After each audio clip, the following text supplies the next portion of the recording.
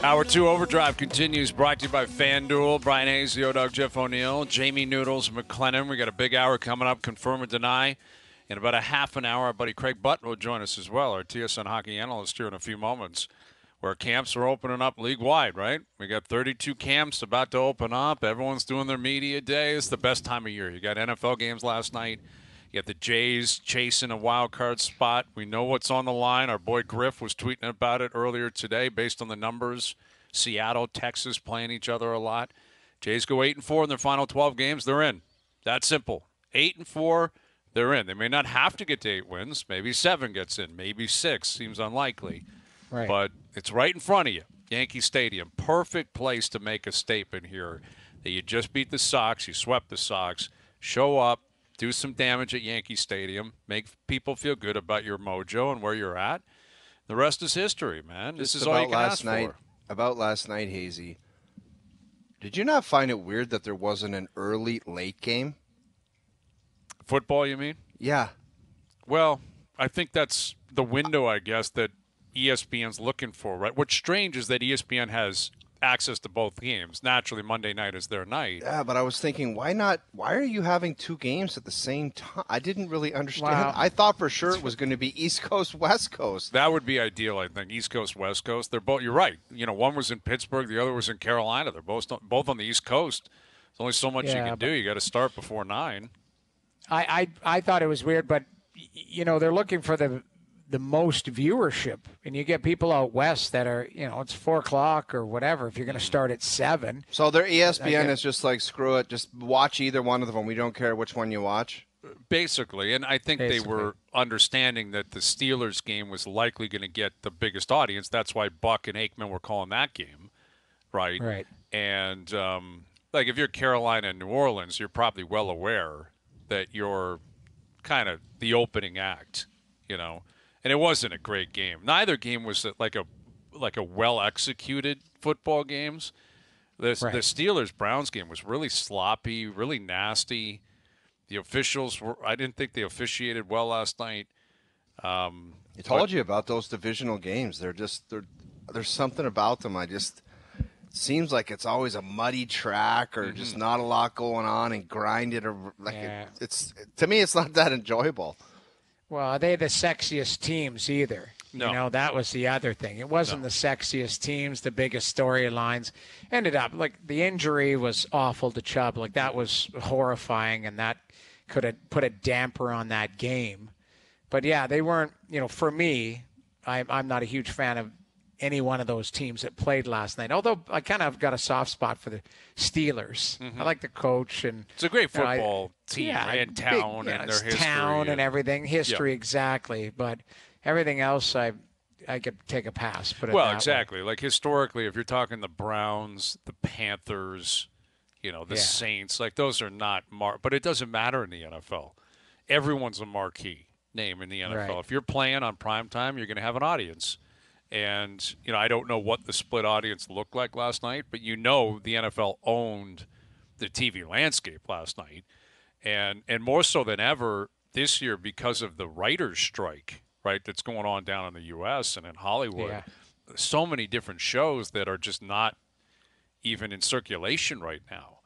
Yeah. And sports, live sports in particular, is really keeping cable alive in many ways. There obviously are big networks that are still doing big numbers, and there are reality shows that do massive numbers and newscasts that still do massive numbers. But in the era we live in now, with PVR and everything accessible with different types of technology, live sports, you got to be there to watch it live, man.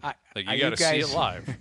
Are you guys still into the reality? Didn't you guys used to watch, what was it, Big Brother or one of these weird shows or whatever? Too, man. I'm off. I couldn't do it anymore. I don't know why. I just was it still going on though? Like that? It's going on right now. Like season 40. Oh, like my wife's still into them all. My wife is into them all. I saw an internal email today, CTV, season 10, I think, of The Amazing Race, which is a phenomenal show. And what I love about The Amazing Race Canada is it's our show, right? Like I mean Canadians. Like it's a uniquely Canadian show where and they do that Big Brother Canada. Is around, which is a really good show because it puts a Canadian flair. Like I watch those shows with my wife more than I would the American counterparts, Just because, like, the Amazing Race Canada, they're in Toronto, they're in Halifax, they're going to Vancouver, they're all over the country, and it's pretty cool. Right. What was the one with the rose, where they hand out the rose? That's The Bachelor. That's still kicking. As far as I know, The Bachelor, The Bachelorette, like, still doing really well. Survivor is still around. Survivor's the original, and it doesn't change. They don't even remember. They used to go like Australia, then they were in South Africa, then they were in Brazil. Now they're just the same place every year doing the same events. Just drop these people off naked and away you go type of thing. Nothing changes, and yet they still do massive numbers and they have a massive following. So wow, I guess if it works, if it ain't broke, right? Yeah. Don't fix it. All right, joining us now on the Maple Toyota Hotline. Here's our TSN hockey analyst and director of scouting here at TSN, Craig Button, joining us here again on the Maple Toyota Hotline. How's it going, Craig? I'm good, Brian. How are you? We're doing well. It feels like hockey's in the air. I'm guessing you're probably out in Calgary. Maybe you're in Toronto. But what are these type of days? You know, what kind of memories do they conjure up for you when you were kicking around front offices league-wide the day before camp opens? It's exciting. I mean, it's a new beginning. It's an opportunity with, you know, to put last year behind you, and you know, everybody starts off with optimistic hopes, and that's one of the beautiful things about the beginning of the season. You know, everybody has hope. I mean, it's not about like, will the San Jose Sharks make the playoffs? They're not going to, but they want to be better. And young players come into camp and they're looking to try to make the team. And, you know, the rookies, some players that might have got a little bit of a taste last year. So there's an air of excitement in the air. And it's like the first day of school. That's what I feel. Like, you know, everybody is happy to see one another, teammates. I mean, you see now a lot around the league how many players, you know, with respective teams have shown up early and having captain skates and, you know, really getting going. So, you know, training camp's you're not gonna kind of ease into it. They're gonna be ready to go. Greg, we were talking about expectations, especially with call it the 7 teams in Canada. And you mentioned captain skates. You know, McDavid seems like, you know, he's said kind of a lot of the right things and done all the right things. Sounds like they reported early and he wanted the whole team there. And he said basically cup or bust. I'm paraphrasing. And I think the same feeling type of thing in Toronto. But the Ottawa Senators, this is where we got into a spirited debate, and I want your opinion on this. The Ottawa Senators, nobody there, including their general manager, Pierre Dorion, has basically said, you know, playoffs or bust type of thing. It's all kind of like, let's just see how the season unfolds. Do you agree with that sentiment, or should you say, you know, do you believe that they should say, we're a playoff team this year, we've turned the corner? Yeah, I think they should be saying it. I mean, you got to set your goals. You got to say, hey, this is what we're trying to achieve. Like, you know, when you look at all the progress they've made, their young players now are in an age where they're not just trying to find a way in the NHL. They've shown they can be really good players, real significant difference makers. You know, they make a trade for Jacob Chicken prior to the deadline last year. They signed Korpisalo. You know, you're looking at a team now that if it's not playoffs, then what is it? Oh, we'll see how it goes? No, it's playoffs. And you better set the bar high. You know, it's not about coming in and saying, well, you know, we'll go through the process. Listen, enough of it. They've been a bottom feeder for long. And you talk about a rebuild and where they wanted to be. Here we are in 23-24. You know, the late Eugene Melnyk, the former owner, talked about, you know, where he thought the team could be. They're there now. So it is playoffs or bust. I don't care what they say or what they don't say. It's playoffs or bust. Greg, as far as the Maple Leafs go, we put them in the same category as the Edmonton Oilers, where it's cup or bust. Unfortunately, they can't get past the second round. What would they have to do to have success? Is it just another year where everyone's sitting and waiting for Austin Matthews and Mitch Marner and William Nylander to be unbelievable in the playoffs for them to have success? Like, is that what's going to happen for this team to continue to grow and get better and have success? I think so, Jeff. And I think Edmonton and Toronto, I mean, we know what they've done. And so when you look at the Edmonton Oilers, I don't know what more you could ask Connor McDavid and Leon Draisaitl to do. They've been great in the regular season. They've been great in the playoffs. So when I look at Edmonton, I look at a team that, Ken Holland and his management group, they got to get a little bit better on the blue line, a little bit harder down the lineup. Bruce Cassidy told me last year, at the draft, he said, our third and fourth lines beat Edmonton. He goes, we know how good 97 and 29 are, but it was our third and fourth lines that beat them. I think it's a little bit opposite for Toronto. I think that when you look at the team, we know they're going to be an excellent regular season team. I think their blue line has to get better, and Austin Matthews and Mitch Marner and that group have to really take their game and get it near. Nobody can get to the level of McDavid and Draisaitl in the playoffs, what they've done. But I think that those players have to get their level higher come playoff time because they're top-notch players, they're difference makers, and if Brad Treliving can make some additions to the team, and I'm talking more on the blue line. I think the blue line has to be bigger, harder, longer, really difficult to play with, shrink the ice, make it hard on opponents. I think if those two things combine, those are the things that I think can allow Toronto to change the results that we've seen in the last number of playoff seasons. With Craig Button, there was a time not long ago where there was, coaches and managers in pro sports, once they got behind the bench or in the dugout, it was their show, and they ran it whichever way they chose to. Sports has changed a lot where the GM, the management, the analytics department is involved in decisions. Baseball is much further ahead than any other sport, where it feels like in a lot of cases the GM is literally making decisions that are happening on the field. But I think we'd all be naive to believe that that's not applying in the NHL world with some coaches, if not all of them now, where management has some sort of an impact on how they approach the game. And I'm curious if you feel like you're going to see a different Sheldon Keefe this year because Treliving's the GM and Dubas is not. Well, he's also got some new assistant coaches behind the bench. When you look at what he's added to the group, and I think those voices come in. I also believe that giving the choice of making decisions with more data or less data, more information, less information, you're better off. You want more information. Bill James, the father of sabermetrics, worked for the Boston Red Sox. He talked about Terry Francona. Terry Francona, a World Series championship manager, longtime baseball player. You think about everything.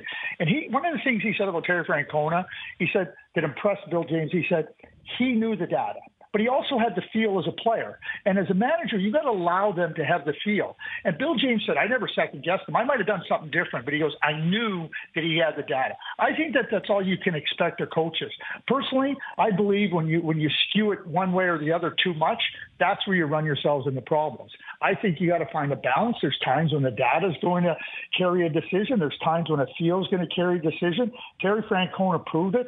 The father of analytics, the father of sabermetrics, Bill James, talked exactly about that's how I think you have to do it. And quite frankly, I think when management starts dictating to your bench manager in baseball or your coach in hockey that this is what you're going to do, go behind the bench and do it yourself then. Don't stand up in your little suite telling the manager what to do because that's not where the heat of the action is. That's not where the battle is. So bottom line is that's where you got to go.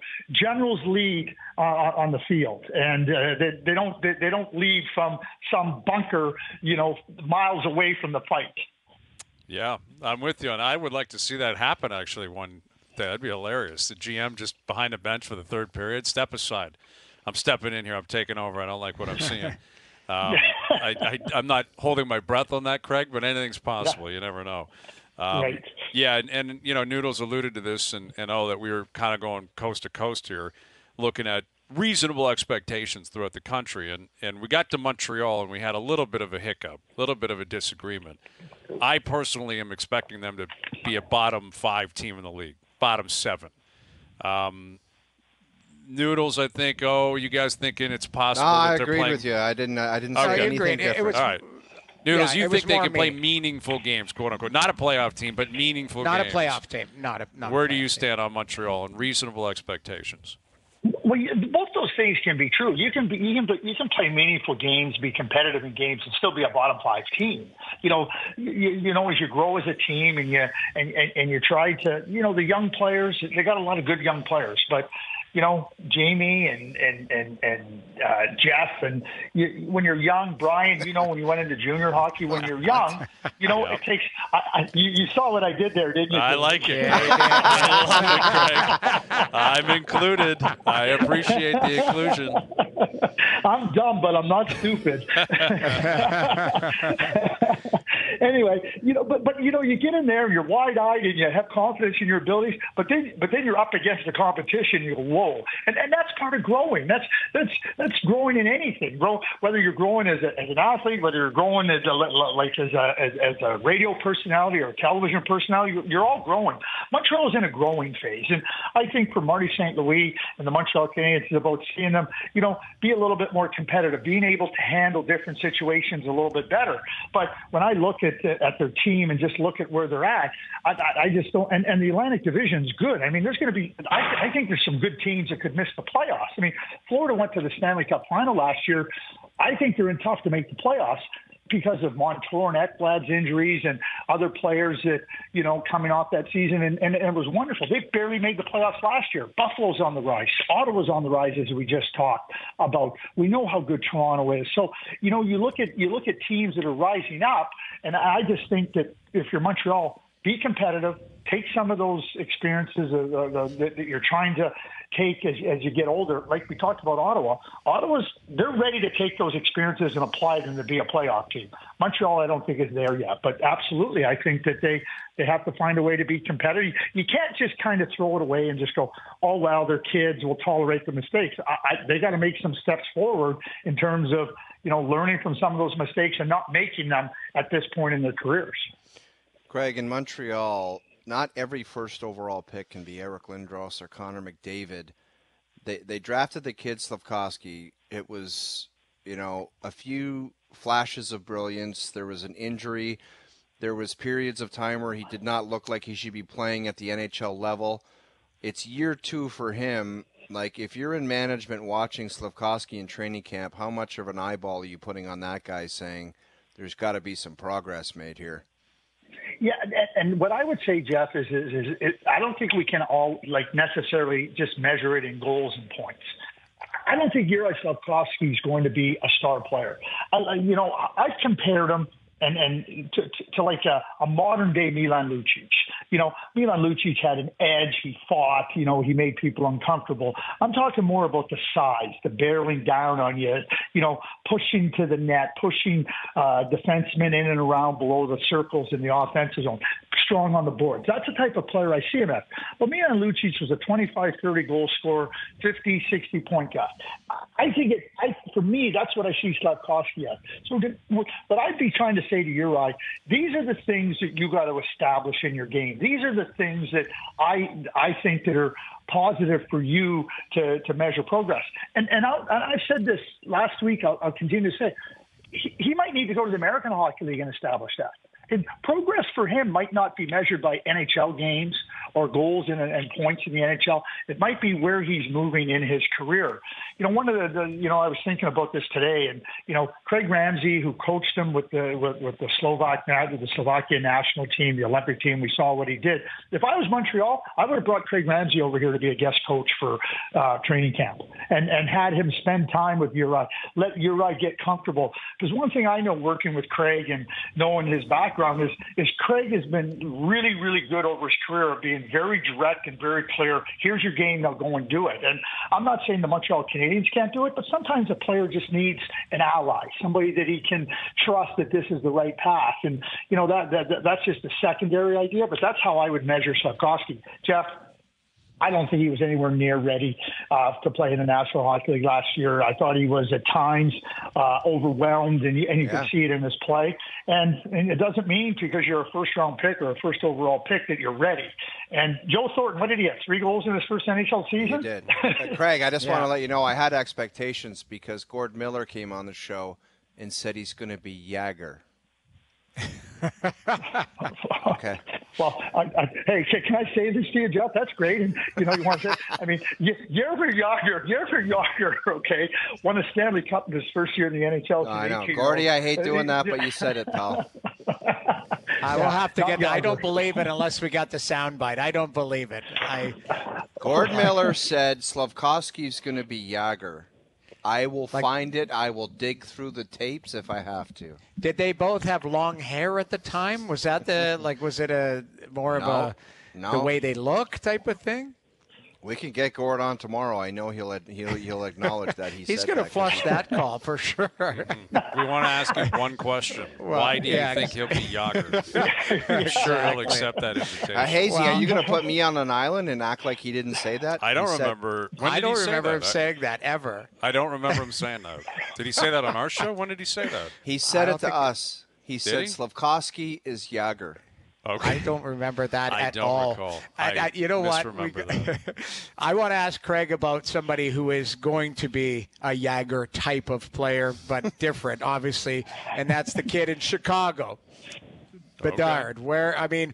Where is your realistic expectations for him this first year, Craig, as far as what he's going to look like? I'm not saying how many goals, all that type of stuff. He scored a hat trick on the weekend, and all of a sudden now he's going to get 60 this year in the league. It's where are you going to try and temper expectations? Do you believe that this guy legitimately could be a 35 to 40 goal scorer in his first season?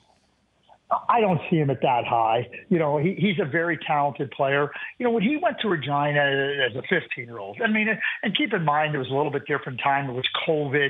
He didn't really start playing until March of that year, beginning of March, end of February. So, he had the benefit of a little bit of time there. But when he went into the Western High, and he was 15 years old, he dominated on a team that wasn't very good. Now, I know it was a different scenario.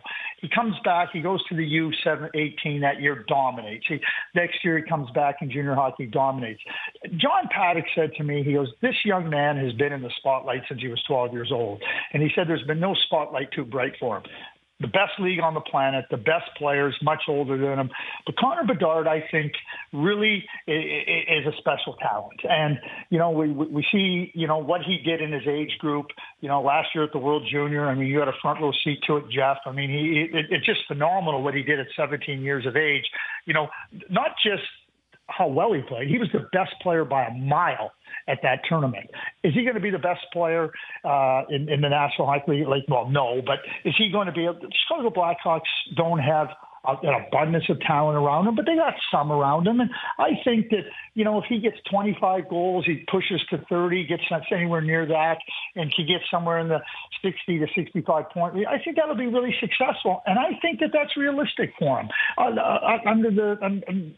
the course of a full season. Because I also think that Connor is very well grounded and understands what his game is. And, go in and do what you can do, and then, let your play speak for itself. But he's a special talent, but I don't see 40 goals. And just because you had you look at those rookie games. I watched. I see the lineups. 90% of those guys in the rookie games are never going to play a game in the NHL. So let's make sure that we put that into put that into context as well. With Craig Button, so as we know, 32 teams around the league, they're going to have their media days. They're going to, check in, physicals, then get on the ice, and the seasons will start right around the corner. Yet there's one team in particular that's been in the spotlight the last week or so, unlike any other team I can recall in a long time, and that would, of course, be the Columbus Blue Jackets. And the end of the Mike Babcock era has arrived. He's done. He'll never coach again. I think most people can concede that. But I'm curious, how you think Columbus is going to handle this, Craig, and how difficult it's going to be for the front office.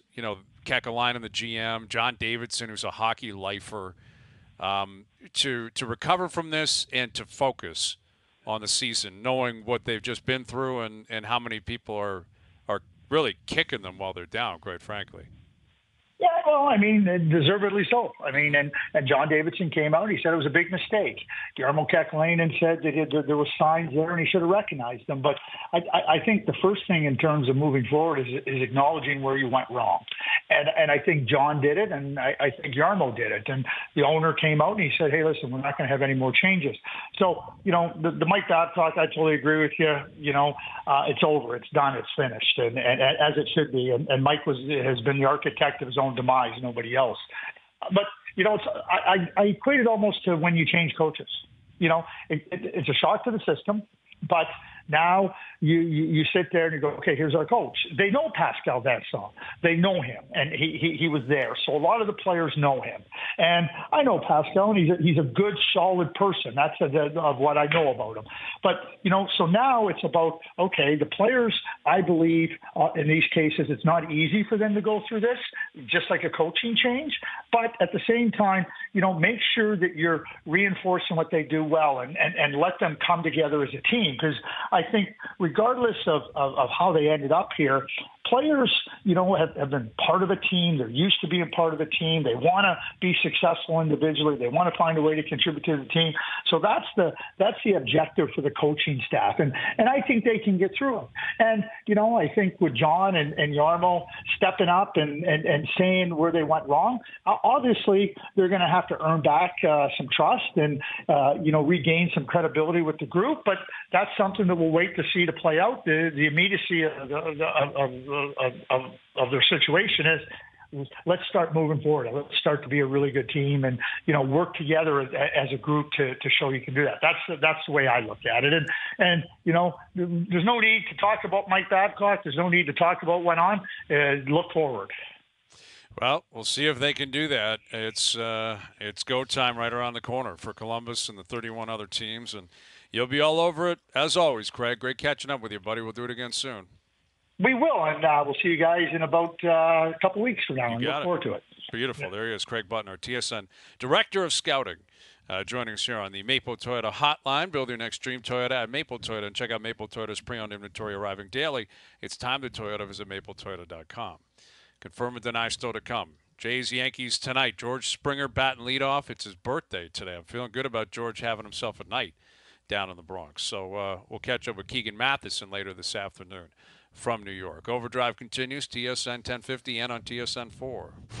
I can neither confirm or deny that this is in fact a segment. Austin trades Andrew Raycroft to Toronto in exchange for the rights to Tuukka Rask. It's been my honor and a privilege to serve as the general manager of the Toronto Maple Leafs Hockey Club. It's time for Confirm or Deny. Do you regret giving all those gentlemen the no trades or no movement clauses? I can neither confirm or deny that. I can't confirm or deny. All right, Confirm or Deny brought to you by Don Valley North Lexus. Right now, get lease rates as low as 3.3%. Multiple security deposits required. Visit DonValleyNorthLexus.com for all the details. All right, Confirm or Deny. Love it. Statements are made. We confirm or deny them. Very simple stuff. Starting with this one. Confirm or deny, the Maple Leafs will have multiple players with 100 points this season. So it only has to be 2. Yes. 100% confirm. That's a slam dunk. And if Billy Nye, the wrist shot guy, takes it deep, there could be a 3-pack. But as far as a 2-piece, it's a guaranteed confirm. What do you mean? All right. I'm denying, I like your take. Interesting take.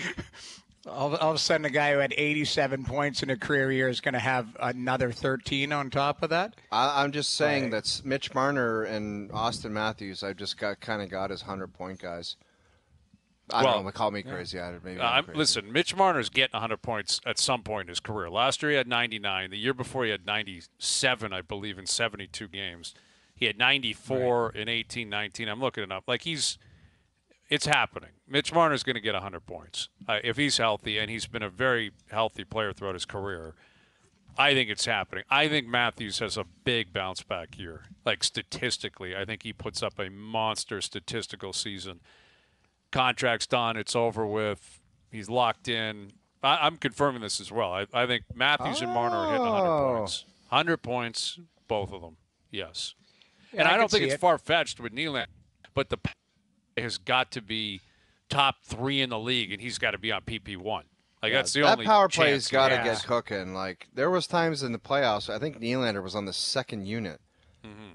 And I don't know. There's all these great ideas on how the power play should work. It seems pretty simple to me. Nylander's shooting it on his off wing, and Matthews is shooting it on the offside on the other side. Marner's down low making plays in front of the net and down low. And whether it's John Tavares or somebody else, that's your power play. And it's Klingberg or Riley at the point. Mix and match, depending on a different look. Not that hard. I could see that. Yeah, there's all these creative brains, and they are creative, and they are smart people, but it's like when you have those weapons out there, just simplify it. You have 2 threats there that shoot the puck very well. People are scared of it. Creates opportunities or it creates opportunities for themselves. Simple power play structure. I think the other thing, too, though, is there's only one puck. So if Matthews is going to get 55 or whatever type of goals and all that, especially be the shooter on the power play, I think it takes away from everything. Maybe Tavares that hemorrhages points this year. We might see Tavares dip from 80 to 70 type of thing. Yeah, but he could just sit in front of the net and hack and whack things in and use his skill in front of the net. That's the other option. They might put Tyler Bertuzzi there. That's how he was there in Boston on the power play, too. I remember a few times down the stretch. For sure. They've got some options there, but I'll confirm that as well because I think the 2 guys they're 100-point guys anyway, so if they're healthy, why wouldn't they do that? Okay, confirm or deny. At least one of Mark Scheifele or Connor Hellebuck will be traded this season. 100% confirm. Because as I mentioned, why is that funny? What is that as bad as your potential ball drop on 18 to get on the green to putt? Well, it was legal within the legal ramifications of the sport, but it's all good. Anyway, continue. As I mentioned, I'm just not letting both of these players walk for free, and it's just first offer, somebody gets not panicky, but someone gets a little bit antsy to add one and offers a package. I'm doing it because I'm just not letting them walk away for free because then it just makes the mountain to climb that much bigger. Mm-hmm. It's the only play. I'm confirming it too. I'd flip both of them if you're out at the deadline. You have to flip both. Yeah, if somebody's injured in training camp and calls up Chevy and says we got to make a play for a good whatever you got, you do it. That's what. Now listen, if there's a bunch of injuries and everything's gone south and both guys have said we want to commit and you think you got a good enough team, then it's possible they keep them. Crazier things have happened in the sports. That is true. I hope they stay. I like them both. But sure. The truth is they're not. I don't see both of them wanting to stay there long term, and I don't know what Winnipeg will be this year. So what was the question? Was it one of Scheifele or Hellebuck will be traded?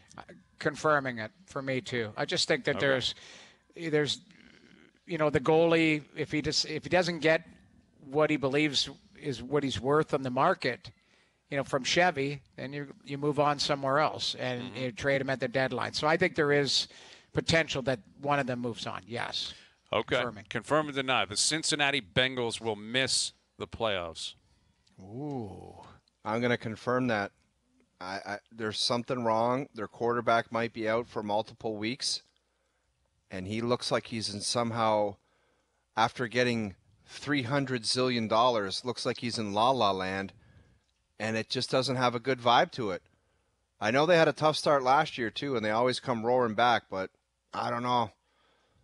Tough league, man. I don't see it happening a third time. I'm going to confirm that they missed the playoffs, and I might be made look foolish on this one in week 10 or 11.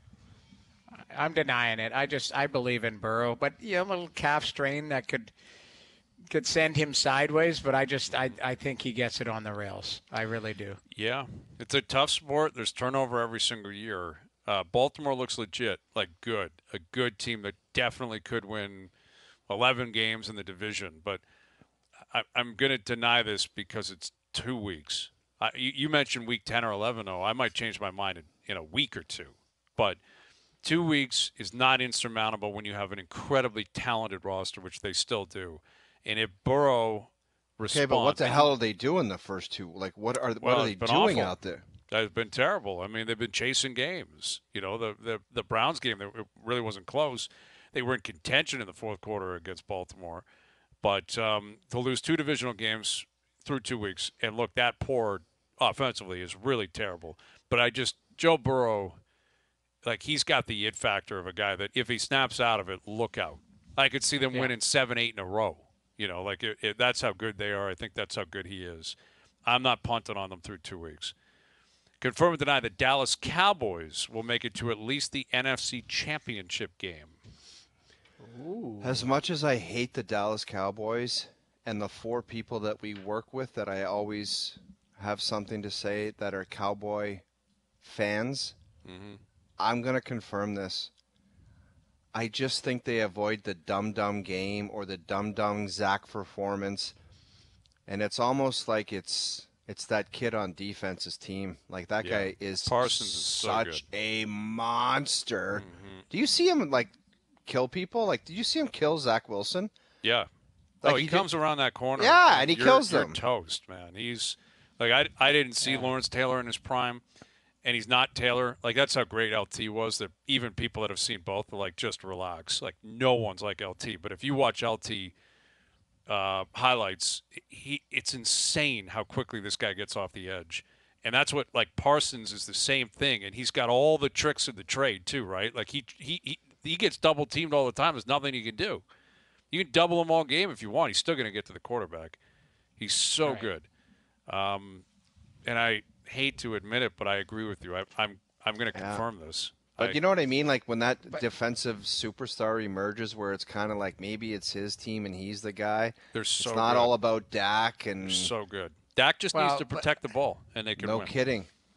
Let me ask you this, though. Are they one of those organizations where it's like, can't miss until they just miss? Like, yes, of course they are. They're the same. So they love it. Okay, they love but that's that what one. I'm saying. Like, this is what I'm saying. Deny it, starting then, of our Noodles. conversation. Deny it, then. That's why I'm denying it. Okay. Because not because Reasonable. of the facts that you guys have presented, because they're all viable.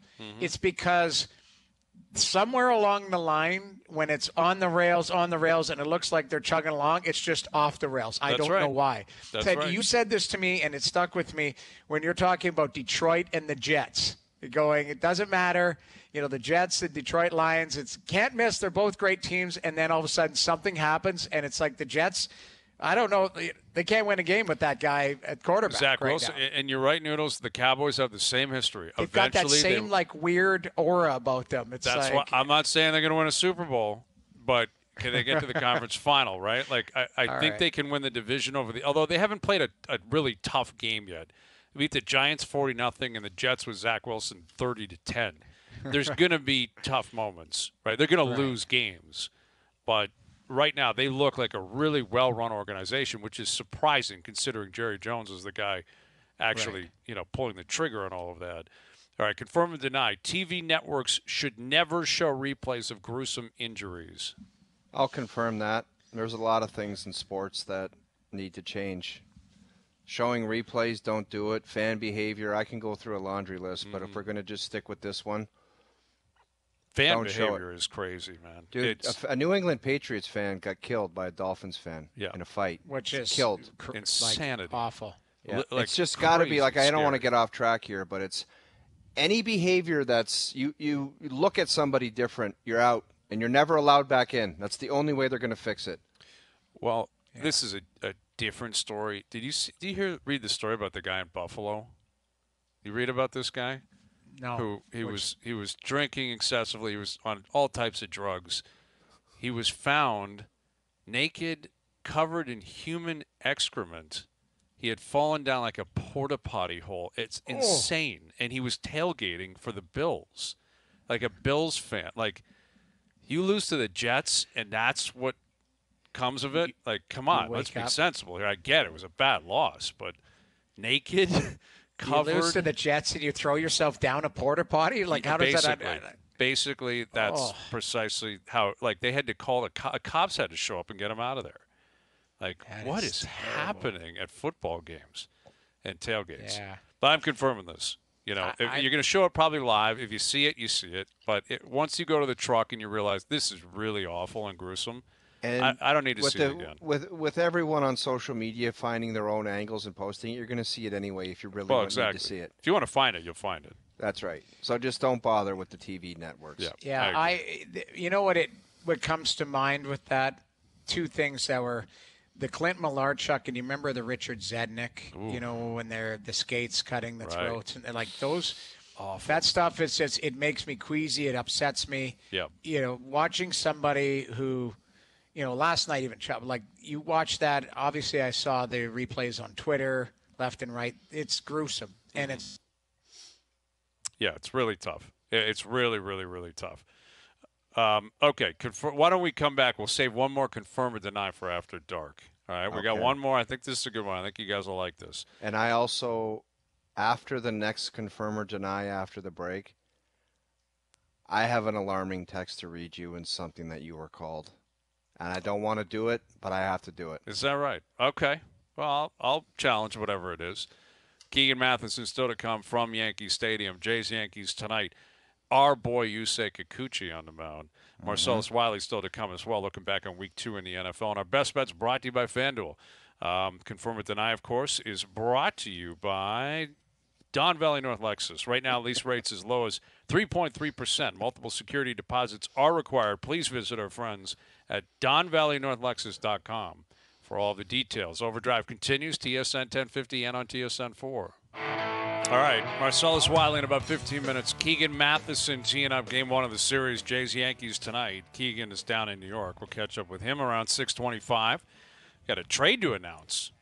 Yeah. Trade to announce. Woo. Canadian content, right? This could change the whole landscape of the expectations. Playoff team right there. Absolutely. So Tanner Pearson and a third-round pick have been traded from Vancouver to Montreal for Casey DeSmith.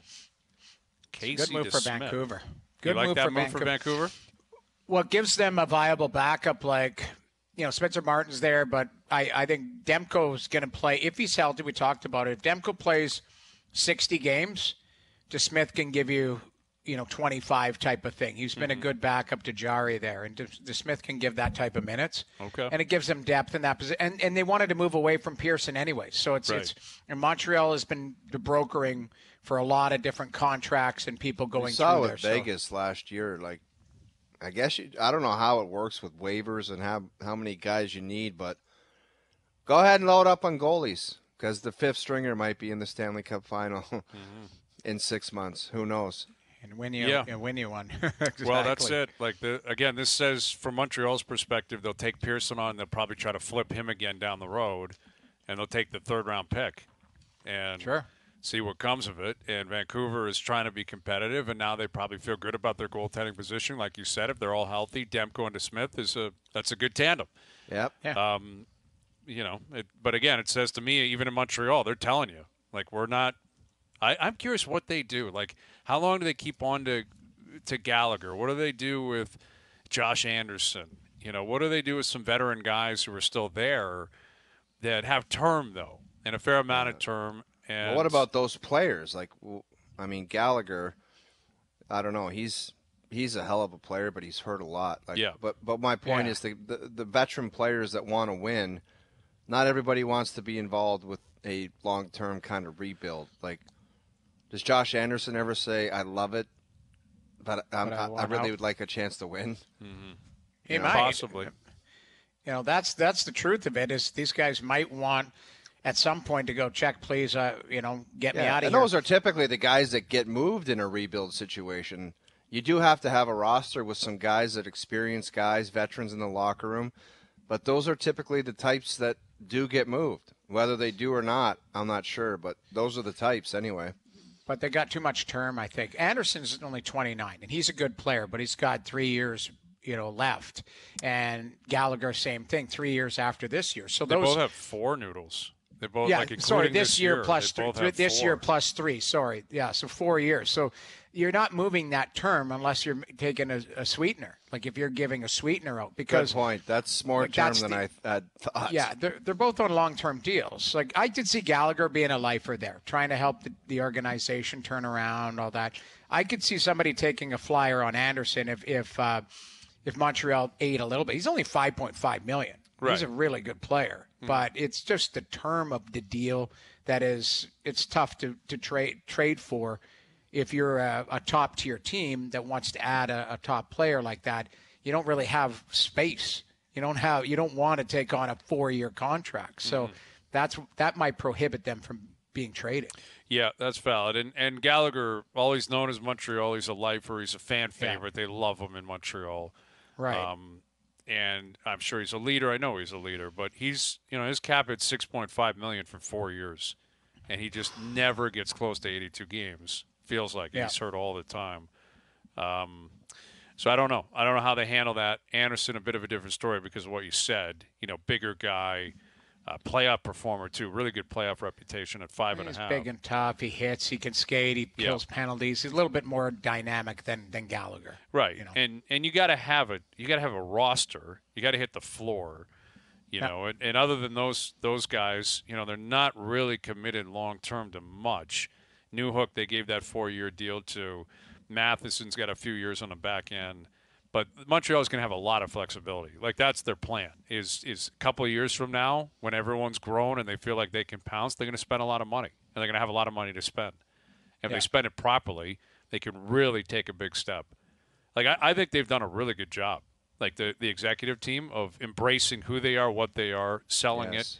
It's one of the smartest hockey markets in the world. They get it. Montrealers, they know it. They know what they are. And it's not hard to do. Gorton did it in New York, sent a message out to the fan base. This is the idea here.